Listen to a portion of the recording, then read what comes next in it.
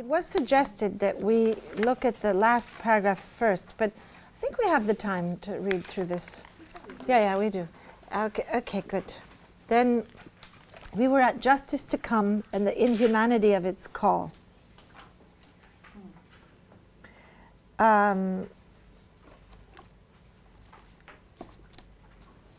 Should we take this quote? Okay, there's a quote that she makes.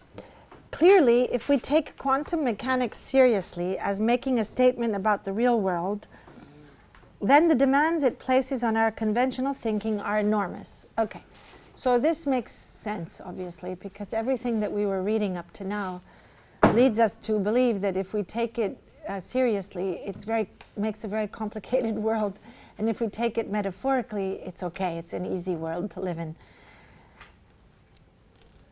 Hidden behind the discrete and independent objects of the sense world is an entangled realm in which the simple notions of identity and locality no longer apply. We may not notice the intimate relationships common to that level of existence, but regardless of our blindness to them, they persist. Events that appear to us as random may in fact be correlated with other events occurring elsewhere. Behind the indifference of the macroscopic world, passion at a distance knits everything together. Okay, what they're talking about is spooky action at a distance, which is the way that Anton Zellinger speaks of entanglement. When he tries to describe entanglement, he says, the force of entanglement is a physical force, just like the force of gravity or the force of magnetism. I mean, it is a force like any other physical force that the realm of physics knows today and didn't know before. And it has certain characteristics which are being studied. And the way that you can describe it is spooky action at a distance. I remember he says that in an interview, which means that it explains why a photon that's on one end of the world that's entangled with another photon that's at the other end of the world will dance together, even though it seems like a coincidence or a really weird thing. And we can't even see it on a macroscopic level that our lives are held at, but on a microscopic level it is true. So this, I think, is why whoever wrote this, Greenstein and Zanon, I don't know who they are. Do any of you know who they are? No. They must be physicists or people who divulge science or something. Passion at a distance knits everything together. Okay. Touch is never pure or innocent. It is inseparable from the field of differential relations that constitute it. Like the essays in this special issue that are committed to exploring different scientific terrains while staying in touch with questions of justice, in this concluding section I want to bring this dimension of touch to the fore. The infinite touch of nothingness is threaded through all being becoming, a tangible indeterminacy that goes to the heart of matter. Matter is not only iteratively reconstituted through its various interactions, it is also infinitely and infinitesimally shot through with alterity. If the serious challenge, the real hard work, seemed to be taking account of constitutive exclusions, I don't know what she means by that, perhaps this awakening to the infinity of constitutive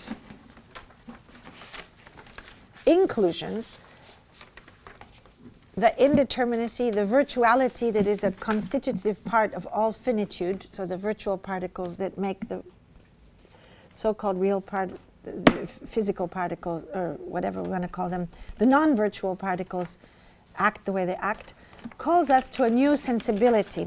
And footnote number 18 reads, mattering is about the contingent and temporary becoming determinate and becoming indeterminate of matter and meaning, without fixity, without closure. The conditions of possibility of mattering are also conditions of impossibility.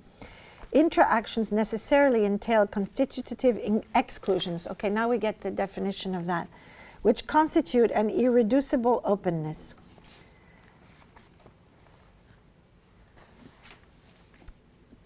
Being accountable for phenomena necessarily entails taking account of constitutive exclusions as part of accounting for the phenomenon.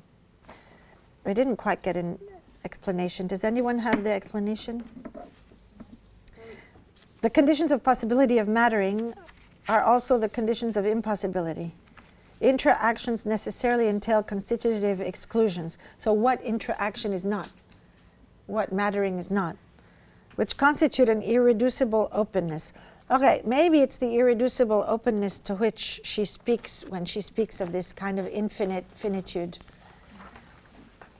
So in a way, how can we think or matter? How can we matter the world? How can we think the world? How can the world matter if everything is mattering all the time, infinitely? It's a kind of a big stuffness, to go back to the difference between stuff and matter that I spoke about yesterday. So maybe the constitutive exclusions are somehow this stuffness. Let's see, maybe. So we are called to a new sensibility. How unfathomable is the task of taking account not only of mattering, but of its inseparability from the void, including the infinite abundance that inhabits and surrounds all being. For all our concerns with non-humans as well as humans, there is nonetheless always something that drops out. So this is these constitutive exclusions. But what if the point is not to widen the bounds of inclusion to let everyone and everything in? What if it takes sensing the abyss, the edges of the limits of inclusion and exclusion, before the binary of inside-outside, inclusion-exclusion, mattering, not mattering, can be seriously troubled? That's a very good question, which brings us towards some sort of ethical question. What if it is only in facing the inhuman, the indeterminate non-being, non-becoming of mattering and not mattering, that an ethics committed to the rupture of indifference can arise? It's interesting. So that somehow our inability to address the inhuman has made humans inhuman, in a way. Or that humanity is the ability to engage the inhuman, in a way. So the common usage of the word humanity or inhuman is a kind of moral and ethical attribution, right, to people. So what if only in facing the inhuman, the indeterminate non-being, non-becoming of mattering and not mattering, that an ethics committed to the rupture of indifference can arise? Footnote 19. Here it is. The inhuman is not the same as the non-human. While the non-human is differentially co-constituted together with the human. So it wasn't what I was saying at all. It wasn't at all. She's making it clear. I was saying the non-human. So through particular cuts, I think of the inhuman as an infinite intimacy that touches the very nature of touch, that which holds open the spaces of the liveliness of indeterminacies that bleed through the cuts and inhabit the between of particular entanglements. That's interesting. So it's one step further back. Yes. So the non-human is simply, it doesn't make sense to even talk about the non-human from her perspective. The non-human is just the human, which is the mattering of matter, it's everything. But the inhuman seems to be the infinite intimacy that touches the very nature of touch, that which holds open the space of the liveliness of indeterminacies.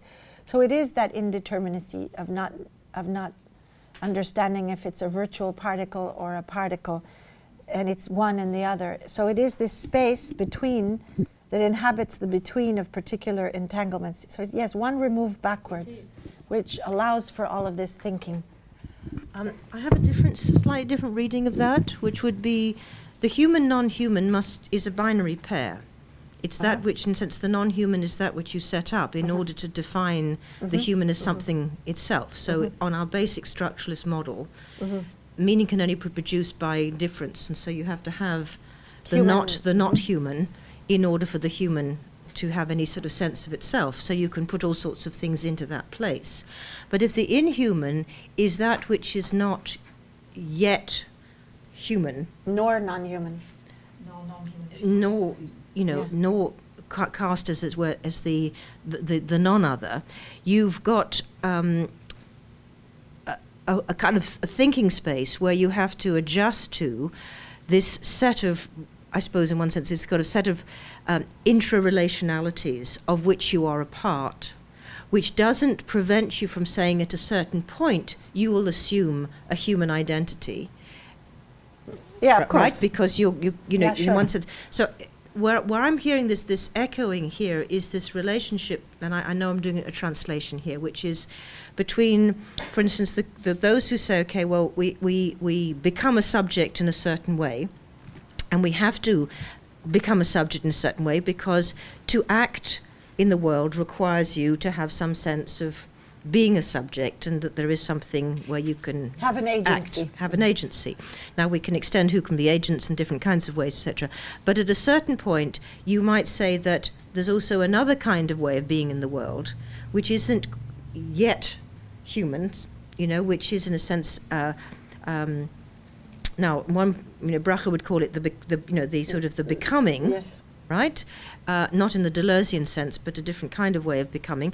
But here we have taken it, and I think Alison's right, to a different kind of level, because that level is this field, right? It's the Yes. field in which we have to recognize that we too are composed of these Interacting mattering. interacting matters.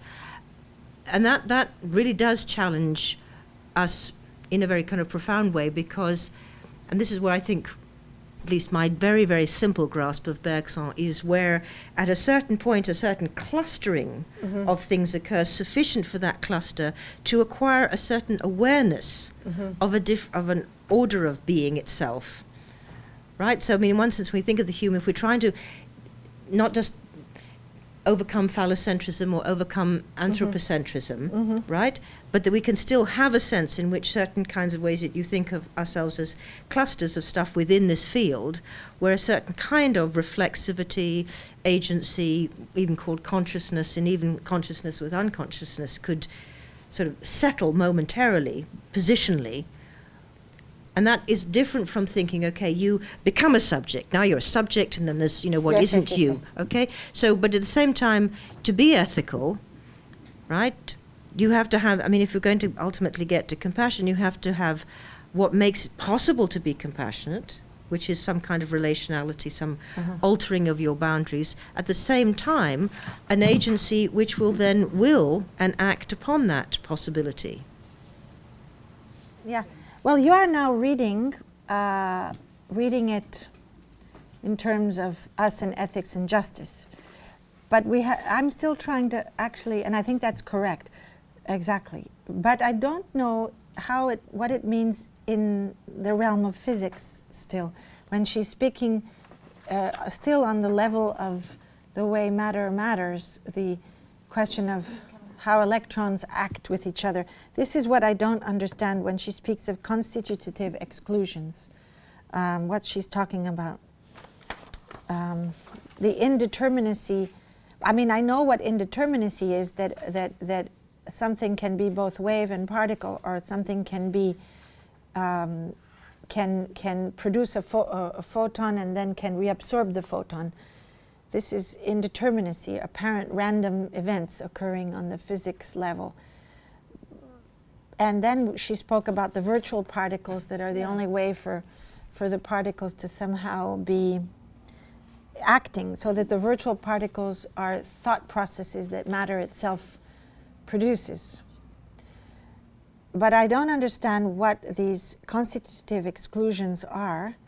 Well, a constitutive exclusion is we are constituted by that which we are also not, right? So that we have to Yes. think that that on the kind of the electron kind of photon level, etc. I mean, that you are constituted by selection, as it were, by both what becomes you.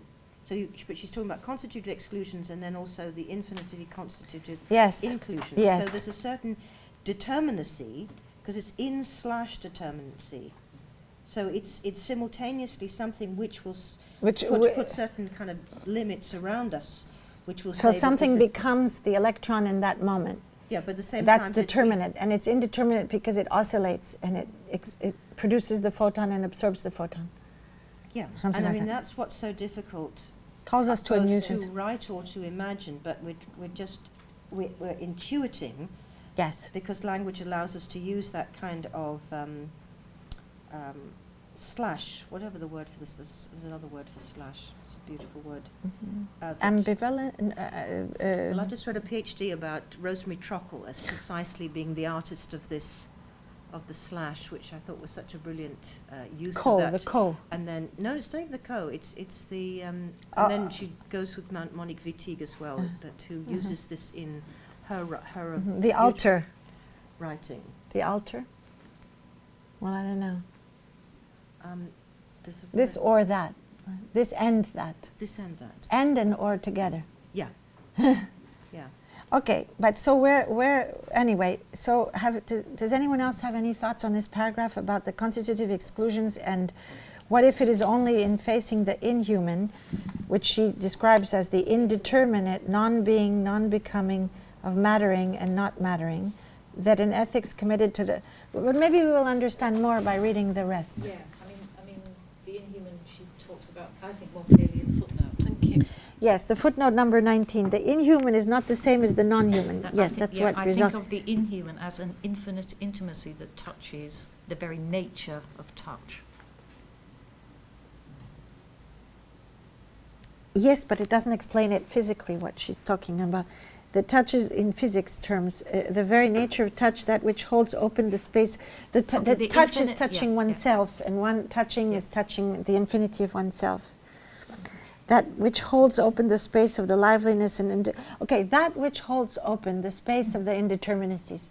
Okay, the Is that the inhuman. oscillation? Yes, That's the I think that's oscillation. it. It's the space where the Yes, oscillation the can space where the occur. oscillation is. Griselda, that's it. That's The, it. the inhuman is that which holds open the space of indeterminacies, of the liveliness of indeterminacies. And that's Is that, that the little...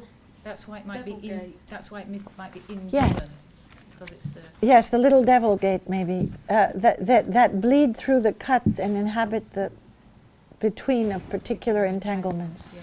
Yeah. So it's like It's the slash, Griselda. oh, it's the slash, or it's a kind of ground. It is the slash. I think the slash is a good description of it.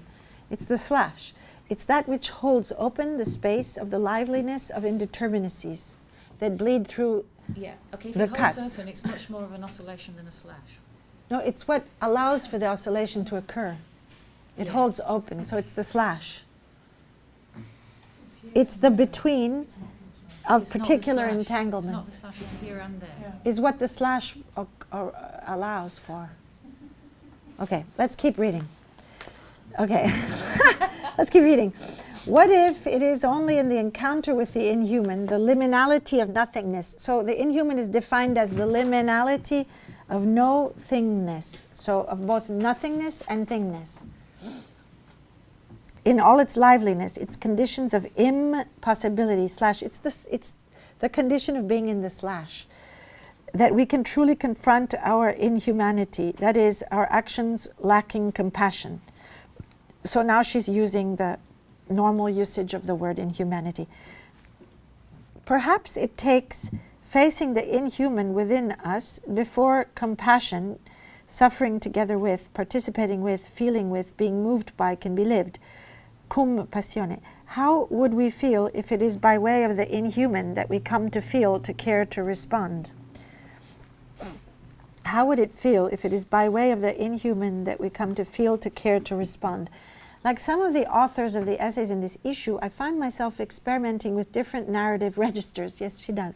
Increasingly, I find myself drawn to poetics as a mode of expression, not in order to move away from thinking rigorously, but on the contrary, to lure us towards the possibilities of engaging the force of imagination in its materiality, Alison.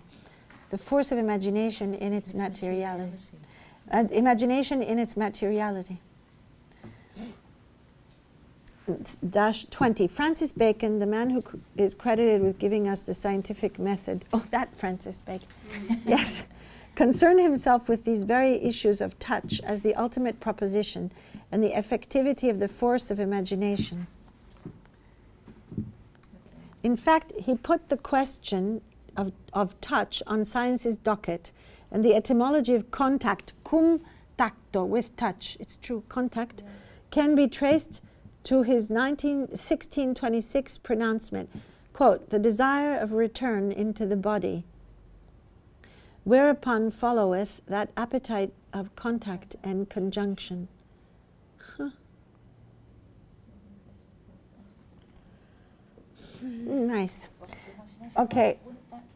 The force of imagination, so we can use the word imagination again. The force of yes, the force of imagination. But that's what I said when I said the image is. I mean, it has material. In the mirror, even if you're not there. Yeah. The force of imagination puts us in touch with the possibilities for sensing the insensible, the indeterminate, that which travels along the edge of being, that is not being, but the opening of being towards the other. Or rather, it brings us into an appreciation of, helps us touch the imaginings of materiality itself. That's a very important thing to me, the imaginings of materiality itself. I often use that in the dOCUMENTA, this idea of what the materials imagine is going on and so on, how they react. Just to be concrete about that, can I have the microphone for a moment, please? Just to link up with, is that the opening of your paper about whether or not the meteorite? Yes, exactly. For those who didn't know, that there was a plan to bring this chunk of meteorite that had fallen into and been buried in Argentina, that's right? In the Chaco region. In the Chaco region to the dOCUMENTA, but it wasn't possible. It's 37 tons worth. No, that's not why it wasn't possible. I know, but it was. I know, but Yeah. it is a very heavy thing. But also the people amongst whom it had fallen. Well, it was impossible to determine. It was a condition of indeterminacy where I had to make a decision. It was impossible to determine the position of the first peoples who were the traditional custodians of the meteorite, position on it, because it was a divided community, and because the government of Argentina has liquidated all representational political organisms of the indigenous people in the Chaco region. And therefore, they broke down everything that there was in the 70s and 80s. So suddenly it was impossible to know who are the correspondents with whom you need to ask for the authorization for this transport. And because there was a small group of people who were against it, even though a lot of people wanted to take it, it was one of those cuts. Speaking about bleeding cuts, it was one of the most difficult ethical questions of the entire dOCUMENTA, which is why I initiated the whole essay with that, whether to bring it, because it was a dream for many of the Chaco people to have it come, who wanted it to come because they thought that it would be in Kassel, in front of the Friedrichianum, a stone, like the Beuys stones, around which all of these conversations and discussions with meteorite experts, with political questions about indigenous rights in Argentina. I mean, they had planned this whole thing around it with the two artists who initiated this as their proposal, Argentinian artists, to choose that or to say that if one traditional custodian is against, that's enough to not do it. And I made that choice. I made the choice that if one traditional custodian, that is not a democracy of numbers, it's if one heart is bleeding, it's enough to not do something. So we didn't bring it. But it would have been the heaviest object ever transported in the history of humanity. It doesn't mean that ships don't carry much heavier things, but they are not like what you call an object. So in terms of these electrons that are very close to each other and atoms that are very dense in something which actually is older than the planet, and that is extremely dense, because a meteor, it was one of the meteors that is all iron, so it's extremely dense object. It would have been the heaviest object ever transported in the history of humanity, repeating the horrible trade of materials and peoples from the south to the north. On a symbolic level, somehow reparation of it, to speak about reparation, because at the end of the 100 days, this omphalos of the world, this Delphi thing, would go back to it. So in the repetition of the trauma, but the return of the object, which the bodies never came back and the meteorites never go back to where they're from, there would have been a sort of a catharsis. So there was a beautiful, I think, project around this that we didn't do. But I thought that the failure of certain projects in art are more important than the achieving of them. But you do pose in your essay the question, what would the meteorite... Yes, which brings us to this, because which brings us to this, because that was my dilemma. You know, one night I was sitting in the office thinking, what do I do? You know, and there's all these rising oppositions. There's like websites about this whole thing going on, rising in favor, against, situations which were very messy, I think. Also anthropologists in Buenos Aires speaking on behalf of, you know, the Spanish descendants who never stepped foot in Chaco region in their life, you know, and suddenly they're speaking about me calling Jimmy Durham and saying, Jimmy, what do we do? What do we do? And he says, oh, those stupid anthropologists, why they say that? I mean, I fly in planes. I don't, like, you know, throw arrows. I mean, what does it mean that 2,000 years ago the indigenous peoples wouldn't have moved it? You know, that doesn't mean anything. So all of this stuff going on, Hetty Perkins in Australia giving me her advice, all of this. But then the one thing I wanted to do at one point was, what does the meteorite want? You know, would it want to come? Indeed, it had flown through space. It didn't come from the Earth. It doesn't. I mean, who is the custodian of the meteorite? Is it really these people, or is it even the planet, or is it just by chance here on its way somewhere else? It shattered in this incredible vertiginous flight through space 4,000 years ago. It wasn't that long ago. And you know, what is its position? Maybe it would have enjoyed this trip to Kassel. You know, be very important. Yeah, being on show. Yeah, exactly. Here I am. And you know, the meteorite, I went to see it. It's not conceptual. I mean, matter matters. It matters. So I took the trip. I went. The question of the witness, you know, what it is to be a witness, and the reversal of the Susan Sontag position on photography as being a violent act of voyeurism or whatever, shooting. And suddenly in this age where it's violent to look at Abu Ghraib images on the internet, but it's perhaps a possibility of caring to be with and dying in Tahrir Square, as Passioni did, whose video from YouTube, he was uploading his videos, was in the brain. You know, who is the, oh, I lost myself. But, so I went. And one of the most interesting things about the Chaco field of meteorites, which is the largest field of meteorites in the world, although the size of the fragments of a meteor when it goes through the atmosphere, it's not the largest object, because there's one from another meteorite field in Africa, which is bigger object, but it is the largest field of meteorites over. And this, it was very strange, because there was a strange, like, electromagnetic field around it. You could feel it. And there were lots of little bugs, many, many animals flying around when you're close to it, because it was dug up by these people who dig up antiquities and dig up rocks and things. The traditional custodians would never have dug it up. I mean, it would have been underground. And traditionally, for the indigenous peoples there 1,000 years ago, when the conquistadores came, it was known as a special healing field because of the magnetism of all this iron underneath. It does something to rebalance your liquids, you know, the way Kundalini yoga works to figure out your chakras and make the things balance with gong, you know, when they do gong sessions. Oh, she's a New Age person. But it was well known that it would balance things in your feelings and so on. So that was one of the protests against moving the meteorite to Kassel. There's many things that, you know. In fact, I didn't move it, but it was like impossible. It was a sort of a Sophie's choice situation, because so many people really wanted it. You know, they felt that this was an opportunity, like a window where all of their issues, all of their political need would be foregrounded.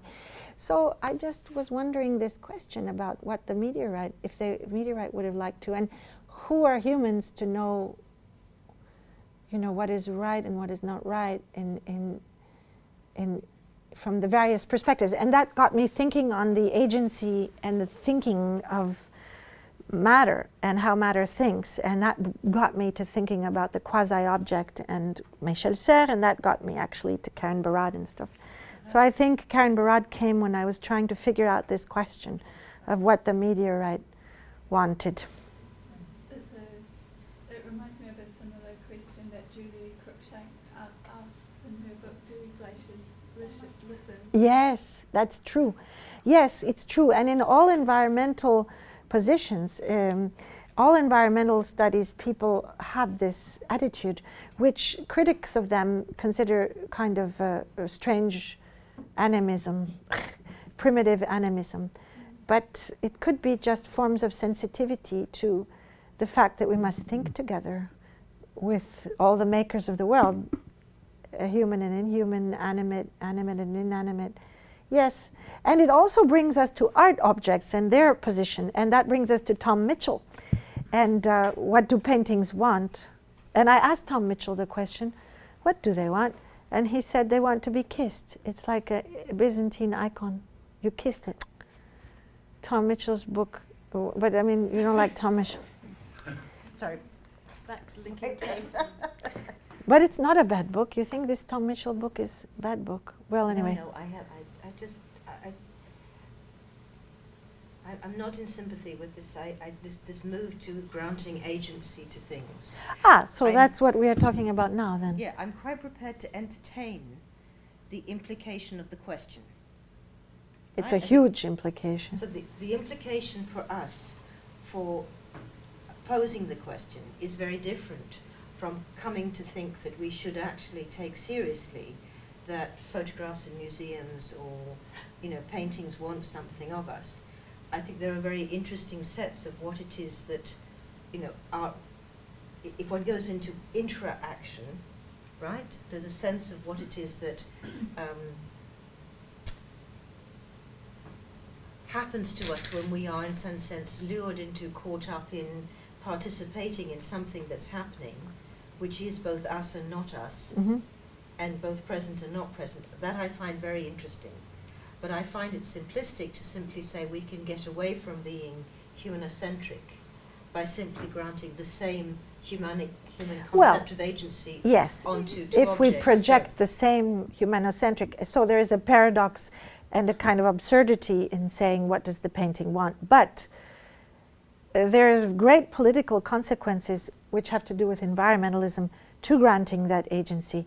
Because, for example, parliamentary democracy based on universal suffrage might not work if one were to want to grant political agency to non-humans or objects or glaciers or and cosmopolitics, I mean, is a very serious matter with Isabel Stenger's.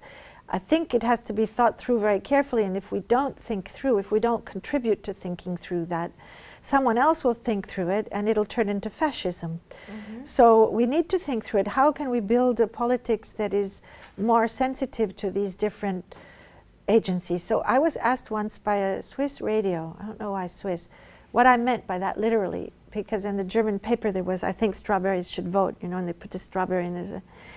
And they said, what do you mean by that? And I said, well, you know, I think there's something to,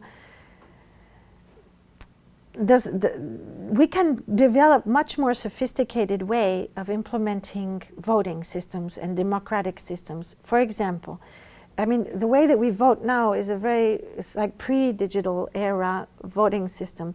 And so, for example, we can attribute certain local knowledges or specific knowledges more agency in certain decisions, for example. And it's a slippery terrain because it can end up in being an oligarchy of a Maya civilization if one implements it incorrectly. But one could imagine, for example, I mean, we need to think in terms of representationality, obviously, because we can't actually take this glass or coffee and say, please express your vote. But if you are a coffee grower, say, I don't know, I mean, if you are a farmer in a place that is working on questions of or rice in Orissa region and fighting GMO stuff of Monsanto and so on, and you are Vandana Shiva, say, you have certain specific knowledges that are embodied and situated, or she has. It might be that in a certain type of decision making on a specific issue, you may have a certain coefficient which allows for your vote to count more than Griselda's, who might have more on something that has to do with education and schools and universities and psychoanalytical reasons of art or whatever. And these parameters are not necessarily divine given and eternal forever, but they can also change. You know, if I study quantum physics and I might have like a little passport that has all these, like a chip or something that has all these different. If I have a small child, I might have more agency in my voting than if I don't, which might alter whether there's going to be playgrounds or not in that place, or whether so you can find representational means of giving voice to all these other within our parliaments. The question of how our voice is in the parliaments of the bees, that's a more difficult question. But it is possible that we might get out of honey made with pouring sugar into bee hives rather than working on other questions that have to do with the flowers and the plants in a certain region. And we might get to that if those beekeepers can speak on behalf of them. So I think it's a question of representation, but I do think it has huge political consequences, this asking the question what the meteorite wants. That's why I think Isabel Stengers in her cosmopolitics question and Latour are speaking about the importance of science and scientists, not the old scientists, but there's like an education of scientists themselves, but that we all have these specific kind of knowledges. Or actually it's Michel Serres who starts and says that there has to be somehow a kind of, he calls them translators or something. I don't know, but I mean, I don't think it's. Of course, it's cliche to say, "What does the painting want? It wants to be kissed." But it's the perspective also. Even on the painting question, it is a perspective that needs to be that then sheds light back. Maybe this is what she means by the inhuman that makes us more human, because if you can think about what the painting wants. It might be that actually, oddly enough, by this circuitous way, you end up with a museum situation or an exhibition situation that is more human for the humans who are going to go through there instead of shoveling through these numbers to see this painting. I mean, does the Mona Lisa want to be behind this glass, seen by billions of people in that corridor of the Louvre?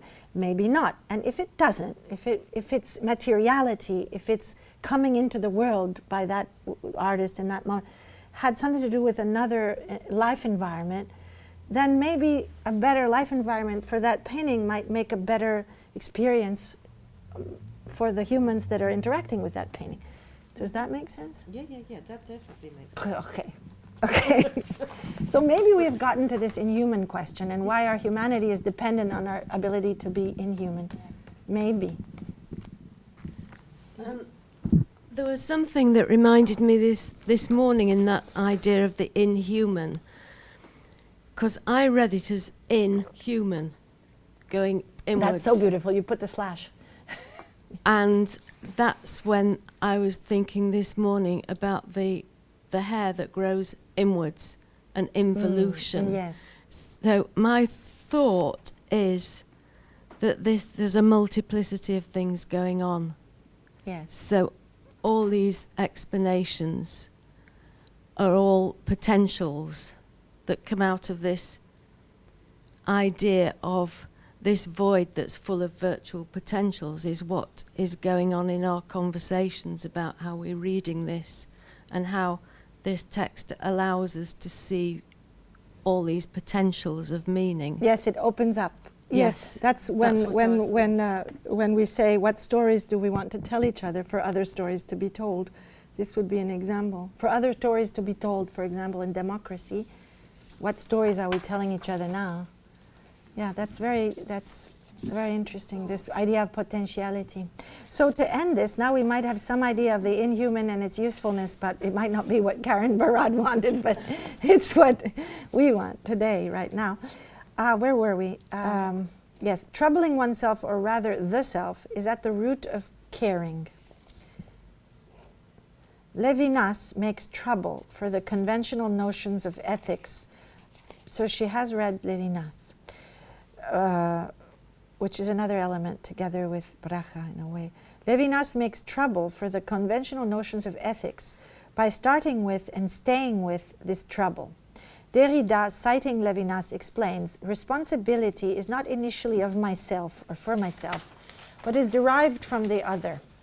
One can also, whatever it says here, it's folded, I don't know. One can also, reverberations of Levinas. It's the, here, reverberations of Levinas, when the philosopher Alfonso Linguis, I don't know who that is. He translated Merleau-Ponty. Oh, wonderful. Into what language? English, Oh, really? Writes, amongst other a things. trace. Responsibility is coextensive with our sensibility. In our sensibility, we are exposed to the outside, to the world's being, in such a way that we are bound to answer for it. The sense of exposure to the other is crucial, and so is the binding obligation that is our vulnerability, our openness, as Linguis reminds us. Well, it's actually Levinas who reminds us of that, that in encountering the other's visage, who asks us, please do not kill me, in that moment of not killing the other is this birth of the sense of subject as a sense of responsibility or ethical subject. Crucially, entanglements of space. But what would it mean to acknowledge, this is her point, this is where we get to Barad, but what would it mean to acknowledge that responsibility extends to the insensible as well as to the sensible, and that we are always already opened up to the other from the inside as well as the outside? So this is the synopsis, the summary of what step she makes forward, or whatever, backwards or sideways, compared to Bracha or Levinas or all that we are talking about, I think, up to now. Because she says, what would it mean to acknowledge that responsibility extends to the insensible as well as to the sensible, and that we are always already opened up to the other from the inside as well as the outside? I think that is it. It's your glacier and the infinite glaciers inside of me. Crucially, entanglements of space-time mattering are threaded through and inseparably from the infinite alterity of the virtual. She uses virtual in the physics sense. Entanglements are relations of obligation, being bound to the other, enfolded traces of othering. Othering, the constitution of an other, entails an indebtedness to the other, who is irreducibly and materially bound to, threaded through, the self, a diffraction, dispersion of identity. Otherness is an entangled relation of difference, différence. Ethicality entails non-coincidence with oneself. Crucially, there is no getting away from ethics on this account of mattering. Ethics is an integral part of the diffraction, ongoing differentiating patterns of worlding, not a superimposing of human values onto the ontology of the world, which would be what you're also criticizing, the animism projection onto the painting or the meteorite. As if fact and value were radically other. The very nature of matter entails an exposure to the other. Responsibility is not an obligation that the subject chooses, but rather an incarnate relation that precedes the intentionality of consciousness. Responsibility is not a calculation to be performed. It is a relation always already integral to the world's ongoing, interactive becoming and not becoming. Responsibility in able to respond.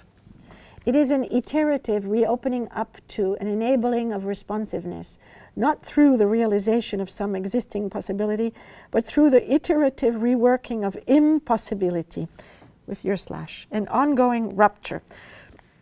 Ethicality entails hospitality to the stranger, threaded through oneself and through all being and non-being. I want to conclude this essay by making an attempt at putting us more intimately in touch with this infinite alterity that lives in, around, and through us, by waking us up to the inhuman that therefore we are, to a recognition that it may well be the inhuman, the insensible, the irrational, the unfathomable, and the incalculable that will help us face the depth of what responsibility entails. So here she uses the word irrational, but in her own work, she's not irrational. I don't know. What do we think about that? I'm not sure. Does anyone have anything? Well, But it's the series of ins, Yes. i.e., for the nons. yes. So it's not the non-rational, Yes. but it's the other, that something isn't yet rational, that isn't yet Ah, fathomable, yes, that isn't yes, yet calculable, yes, that yes. isn't yet all. Yes. Yes, I agree. A cacophony of whispered screams, gasps, and cries, an infinite multitude of indeterminate beings diffracted through different space-times. The nothingness is always already within us, or rather, it lives through us. We cannot shut it out, we cannot control it, we cannot block out the irrationality, the perversity, the madness we fear in the hopes of a more orderly world. But this does not mitigate our responsibility. On the contrary, it is what makes it possible. Indeterminacy is not a lack, a loss, but an affirmation, a celebration of the plenitude of nothingness. The plenitude of nothingness. I want to come back to Lingis's diffractive reading of Levinas as itself diffractively read through the literary scholar Aviva Gottlieb Zornberg in her book The Murmuring Deep. Does anyone want to read this? I'm getting my throat dry. The murmur is the message, the background hum of life, desolate, excessive, neither language nor silence, is what links us to one another. What can be shared, for example, with the dying. Perhaps Lingis suggests, rather than transmitting clear meanings, the encounter rests on an acknowledgement of an elemental otherness that is related to our own. Quote, "We do not relate to the light, the earth, the air, and the warmth only with our individual sensibility and sensuality. We communicate to one another the light our eyes know, the ground that sustains our postures, the air and the warmth with which we speak. We face one another as condensations of earth, light, air, and warmth, and orient one another in the elemental in a primary communication." In an inspired reading of his materials, Frosch cites Zizek and Lingis, as well as Levinas and Agamben, to suggest that the ultimate communion between people rests in the capacity to draw on an elemental life that is experienced as inhuman. In this way, he argues access to the murmuring deep, the inhuman aspect of human aliveness, sustains contact with the other. Being in a relationship with another is also a matter of being outside it, sharing in the impersonality that comes from being lived through by forces that constitute the human subject. So how truly sublime the notion that it is the inhuman, that which most commonly marks humanity's inhumanity as a lack of compassion, that may be the very condition of the possibility of feeling the suffering of the other, of literally being in touch with the other, of feeling the exchange of emotion in the binding obligations of entanglements. That is perhaps what we must face in thinking responsibility and justice, as the existence of the inhuman as threaded through and lived through us, as enabling us, and every being becoming, to reach out to the insensible otherness that we might otherwise never touch. The indeterminacy at the heart of being calls out to us to respond. Living compassionately, sharing in the suffering of the other, does not require anything like complete understanding, and might in fact necessitate the disruption of this very yearning. Rather, living compassionately requires recognizing and facing our responsibility to the infinitude of the other, welcoming the stranger whose very existence is the possibility of touching and being touched, who gifts us with both the ability to respond and the longing for justice to come.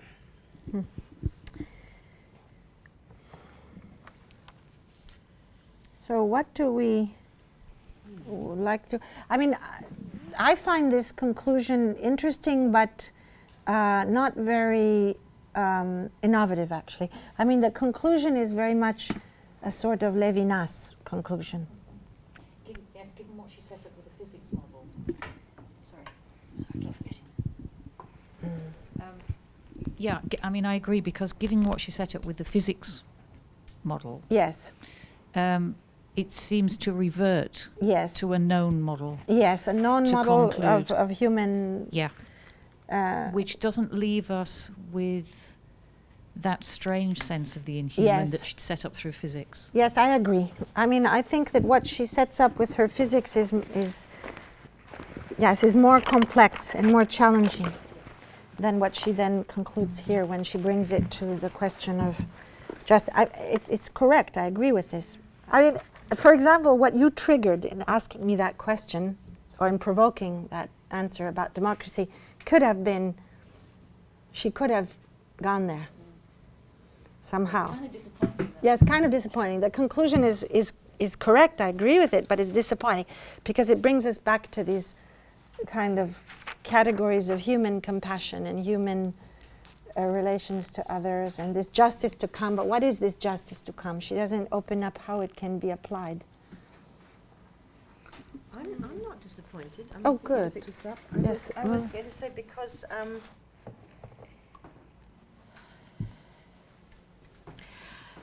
what it seems to me is it's another attempt to say on what could we ground a form of ethical stroke political activity, and if we had the sense in relationships, so if we grant that there are interactions as well as interactions, and that we have to, going back earlier to the essay, which is why I was flushing through things, when she talks about responsibility, it's this question of your rats again.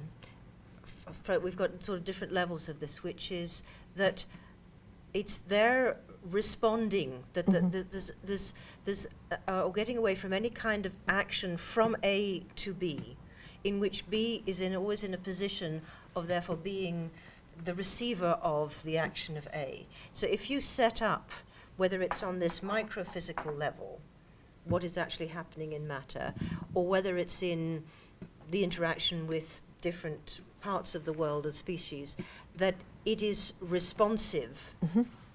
It has an ability to respond, and that response is already part of what is constituting what is, right? Okay, then we're beginning to kind of work out how to conceive of ourselves as fundamentally, inevitably concerned with caring, compassion, and justice, which must be to do with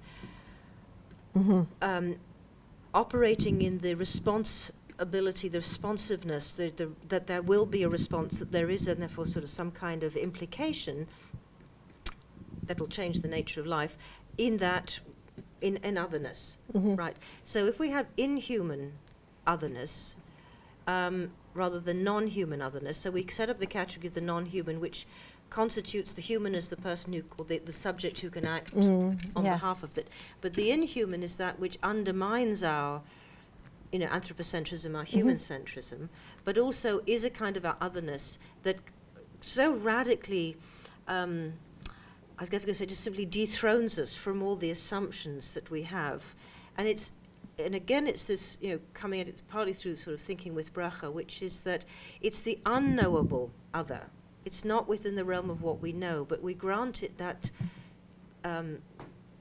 capacity to, when she says, rupture indifference. So rupture indifference in the sense of, I am indifferent to, I do not therefore respond to, or indifference, which is, I do not grant it difference. I do not grant it alterity.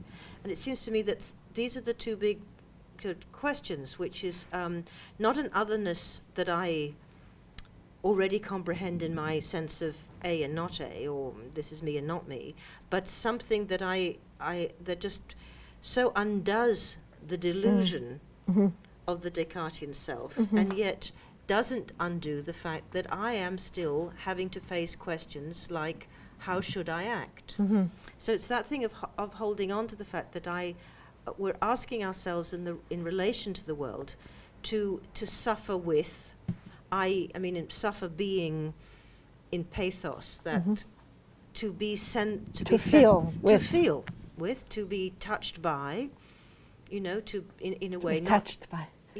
So so if one has compassion, it's not, oh, I'm going to be so compassionate to you. It's not empathy. It's not whatever. It's actually, were we to really sense the agony, I'm going to fall into my own trap, but sense the agony of the strawberry stroke, coffee bean stroke, meteorite. These gasps and murmurs of all these people. That's right. In sense, we would simply say the infinite horror of capitalism is that it simply instrumentalizes everything. Yes. There is no point at which capitalist thought will say, I shouldn't do this if I can make money out of it. Yes, this Whereas- is part of the commons. It's So we're untouchable. The water, the air. It's You know, true. and that's what they're doing. I mean, Yeah, you know, that's what people they're are buying up vast quantities of the natural resources. I mean, Yes. Saskia Sassen did this great thing when she came many years ago to give this lecture, to actually tracking who is buying earth that other Yes, people yes. could live on. So in vast tracts of Africa where there are Yes. people who just need the earth to have an umwelt in which they Mm-hmm. can be living, because,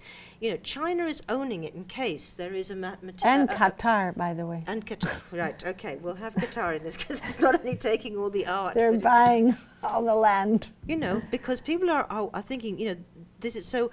The question of it's not, you know, New Age Gaia-ness. It's just where would we place the you know, let's start with the survival of the human species as a human species, right? What do you mean by that?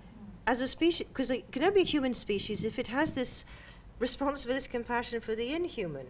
We are progressively less human Yes, yes. by this- virtue of the fact that we are. Yes, yes, you but know, I think we have to concentration get out of this human species, non-human species. I know, but I mean, but no, I don't mean that.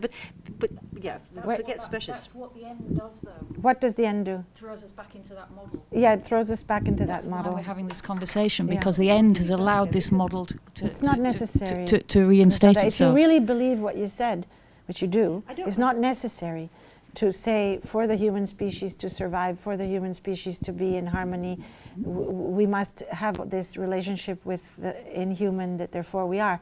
It's not necessary, because the whole, it's not Buddhist. I mean, to be New No, Agey but at Buddhist, the I mean, moment it's not we necessary. are acquiescing.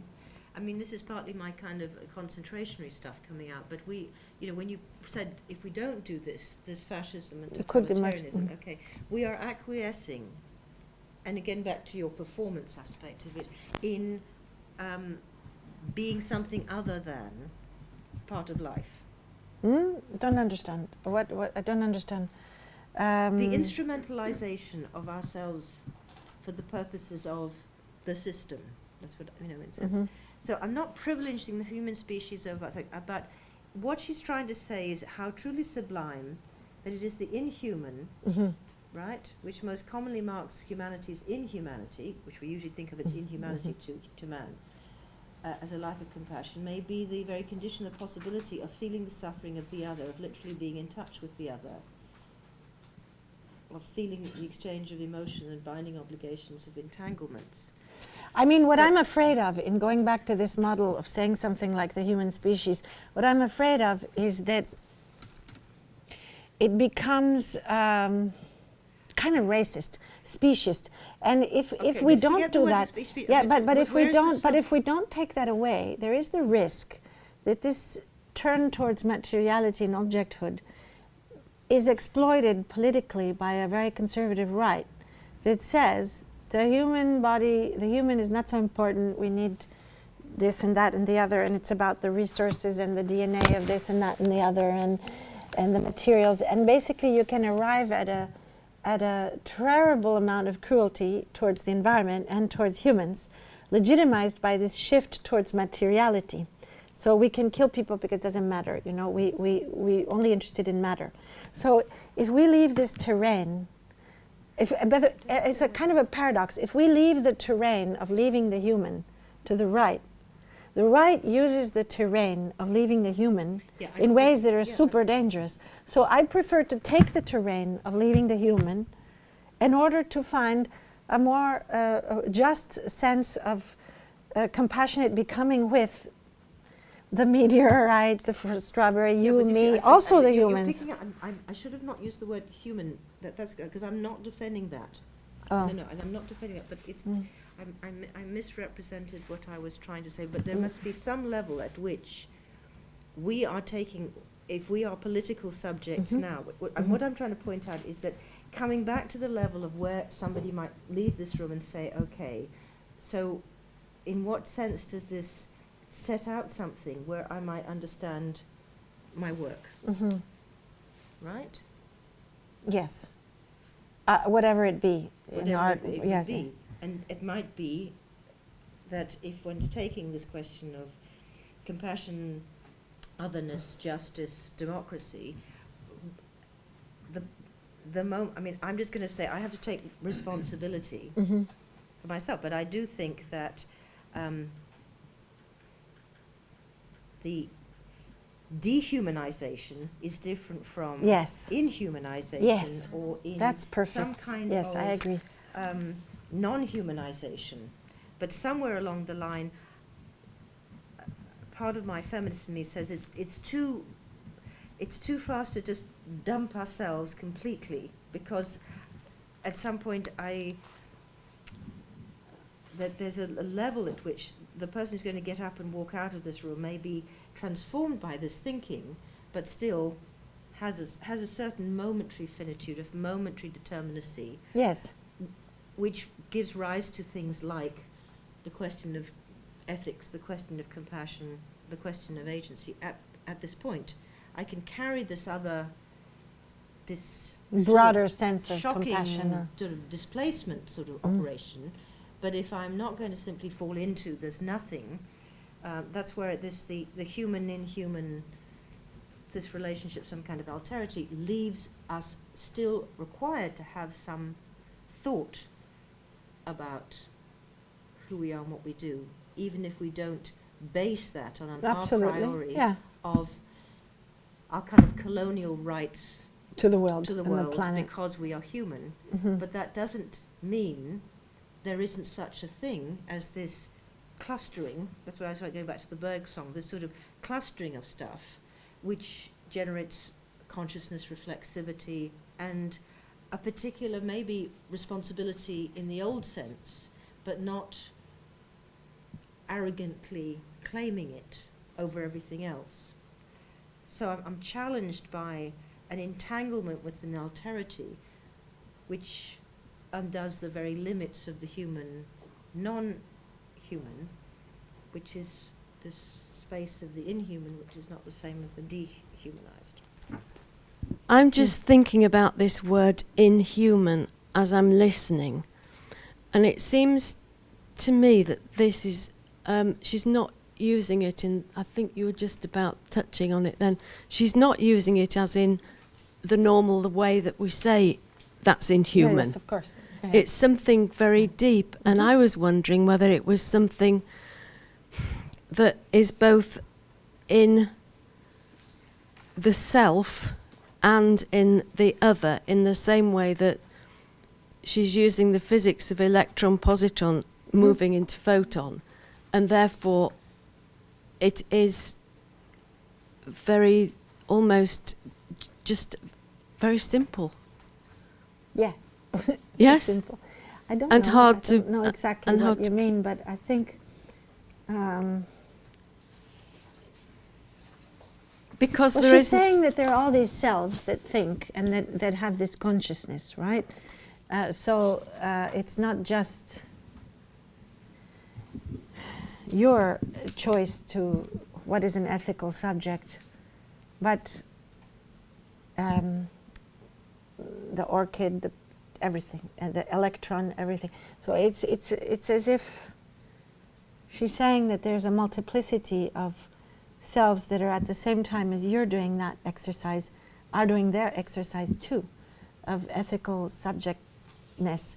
You know, when Lynn Margulis, she talks about consciousness, she gives consciousness to a small cell, like because the small cell will make certain choices and based on the perception of the environment, and so maybe these ethical subjects are ethical subjects in all scales of matter, and so also ours. So we cannot give up whatever our meaning, our in this room, our in the sense of my totality, which is a plurality, or our as women, or our this. It doesn't mean that nothing has a consciousness, but more that our consciousness must be in a position of interaction with these other consciousnesses that are also ethical subjects. You know, a tomato plant is also an ethical subject in the way that it will use certain things of the earth and not others. And you know, I don't know. You know, it can. If you have an ecological system that's balanced, for example, you have a balance between parasites that live off of something, you have three elements. The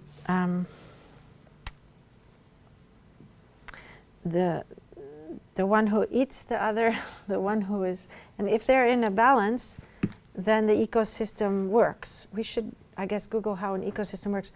These three elements, and if they're out of balance, like there's one of the three positions. It's interesting that it's three again, back to threeing, kills all the elements that are the food, then the ecosystem can die. So it's not an ethical behavior, you know. It's not very ethical to eat up all the food because then you're not going to have any children who can eat anything. So the whole ecosystem dies. So there's a kind of ethics of consciousness that you are talking about. To not be dehumanized is also to not be de-strawberrized or de-virusized or Yeah, I mean, she says it at the bottom of, the middle of 250 before she goes on to justice to come. Mm-hmm. Justice to come. It's because she changes her mode of argument into the philosophical one at the end. Mm-hmm. So how does that work with this? You just lose the sense of what she says in an important sense, in a breathtakingly intimate sense. Touching sensing is what matter does, or rather what matter is. Matter is condensations of responsibility. Touching is a matter of response. Each of us, in inverted commas, is constituted in responsibility. Each of us is constituted as responsible for the other, as other.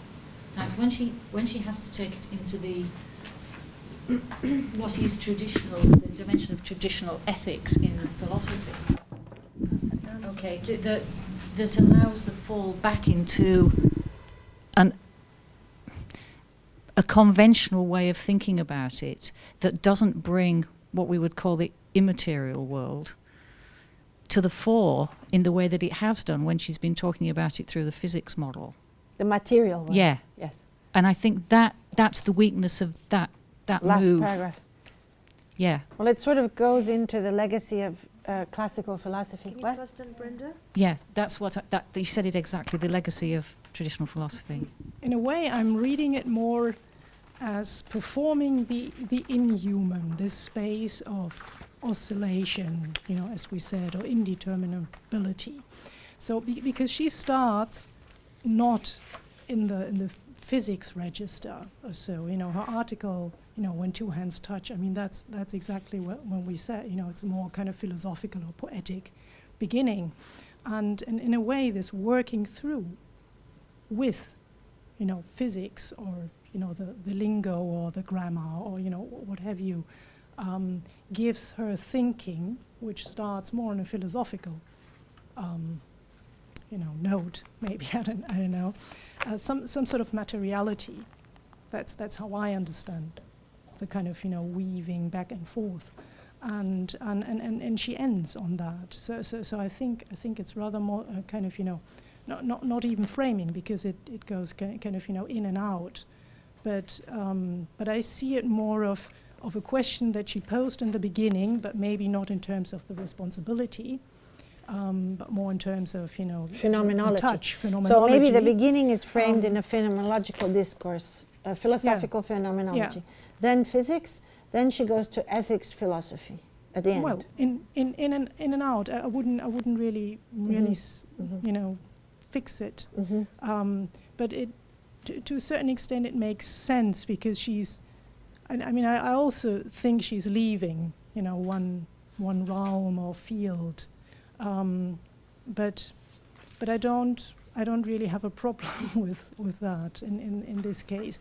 Maybe also because I'm coming from kind of, I've read many essays, and it's a kind of, a structure that you find in, it's kind of philosophical. It's a very modest genre, of course, the essay, but moving in and out, oscillating between more kind of scientific, experimental way of looking at things, meta, thinking about thinking, and trying to materialize to a certain extent thinking. But then also coming back to a more philosophical take on things, or political even, political questions that link to responsibility. But yeah, so you know, that was more my understanding of. I'm just going to be sort of devil's advocate for a moment, which is that I can. The question of the entanglement and life and shifting, as you said yesterday in the lecture, the a priori, that the human has some kind of precedence, right to, you know, classify, argue, define, etc. So I can take that, but at a certain point, once you've done that, the ethical comes back, and I'm thinking about this again, that insofar as I share a lot with the biological world, okay, and we can use the biological or the, you know, the physical to say, okay, we you know, and I think it's the Varela arguments that I know about this notion of autopoiesis, so that all these living organisms are themselves creating themselves in endless interaction with their environment. Yes. So they are making decisions, okay? Yes. But they're not necessarily making ethical decisions. So I would hold on to the notion that at a certain point, you are in a different relationship to the world where, for a variety of reasons which doesn't give you priority, doesn't give you the rights that we are trying to disown and deconstruct, that have been colonial or dominative or centric in some ways, but it gives you the responsibility, and that's what I was trying to get at, you know. And so I'm going to be Talmudic. There's a very famous Talmudic saying, which is, you know, God says to the world, you know, I gave you the earth, and there is no one who will come after you who will save it if you lay it waste, right? So it's the sense you have to stop now. You share in it, you are part of it, but somehow some parts of the world, some part of this living entanglement, etc., is more likely to sit up and say, wait a minute here, right? I don't expect the viruses to do it. The viruses are certainly doing viral things. Yeah, I disagree. I disagree, because it No, can't I be really used by- disagree. if No, all I these super are- disagree. I really super disagree. I know, but the viruses are being viral because But that's they not true, manage that- to make sure that we don't. They don't quite kill us, and the minute we come up with an Exactly. anti-thing, they come. But that's not ethical. That's being viral. No, That's no, what but viruses do, and they have to live, and they will continue to live. But we don't just. but we do are it. also viruses on the planet. I mean, that's how we. Well, And I we're don't not think supposed that's- to finish the earth. We're not supposed to I know, but- do intensive agriculture and kill the I earth. know, but if we but do, we're not, we when kill you say it. we're not supposed to. That require that. It's an ethical that- question. It means that there's something that has happened in forms of life which produces, you know, I mean, that's why I think I can work with everybody with mattering and, you know, spiders doing spiders' webs being, you know, doing Mathematics, mathematics yeah. and all this. I think that's wonderful challenge to certain kinds of anthropocentrism, Yes. etc. But it's like, you know, I mean, let's take the question I was going to say about, you know, there are times when, you know, there is an adult in the world and there's a child. And although the adult can't be the adult without the child, or the mother can't be the mother without there being a child, etc., somebody knows a little bit more about the Umwelt of all of them, of both. You take that sense of the world, that you might make a decision on behalf of the child, which doesn't take from the child its rights, its, you know, its beingness, etc., but it may be that you have to think about this and that together. So if we are the, you know, if we have arrived through evolution at the point at which part of our evolution involves the notion of the ethical, the very fact we're having a debate about alterity and the other and responsibility, you then have to live with that. You have to take it. And I don't believe the virus is taking responsibility for me in the same way I might, as a result of all this about physics and all the stuff and all the machines and all the thinking, that I might wake up and say, yeah, there's a different kind of politics here, there's a different kind of ethics with regard to sharing the world, co-inhabiting the planet.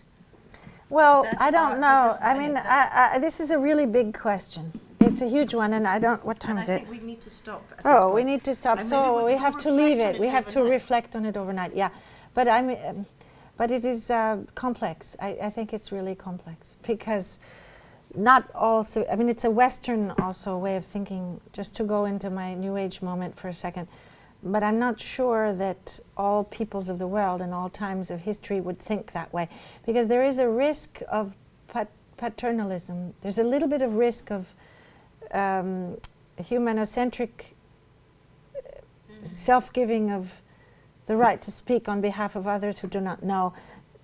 You know, like the debates about whether women have souls or not that went on. No, it's nowhere near that. But why? It's Why, because- Griselda? Because Why of isn't it near compassion. that? Because But of why are you thinking that the earth and the sky and the clouds, just to be a little bit Jimmy Durham about this, why are they not acting ethically?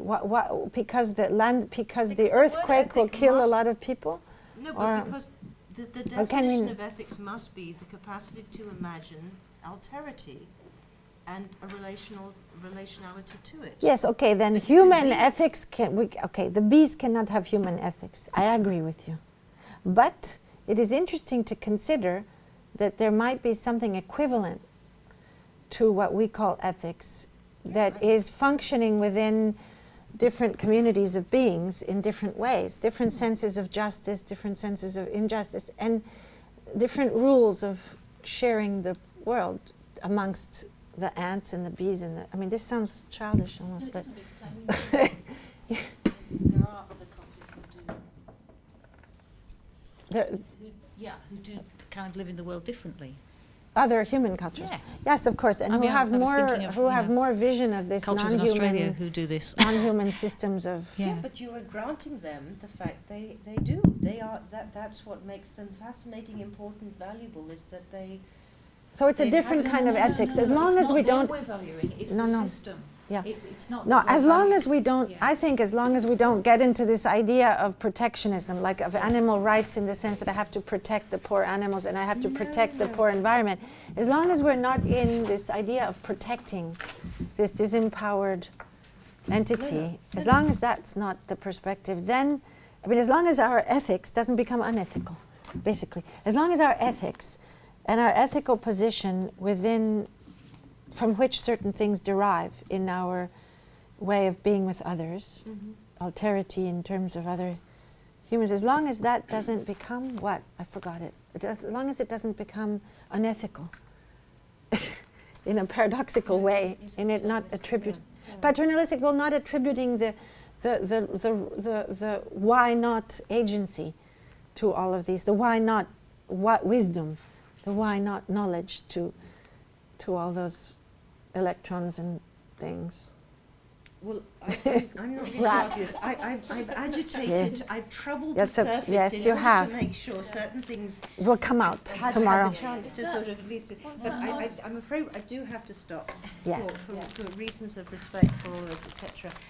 We will resume again tomorrow, and I would like to start with the stories that we never got yes. to. Go back to some stories and look more at the brain. Yes. Now that we've exercised the brain so much and drawn the Barad into that. So please join me in thanking Carolyn for leading a fantastic seminar. Thank you. Thank all of you. And It's really, thank you for coming. And please, Yes. I think perhaps, we were beginning to kind of get into argument. But the trouble is, some of us have been arguing for many years, and so we're very good at arguing with each other.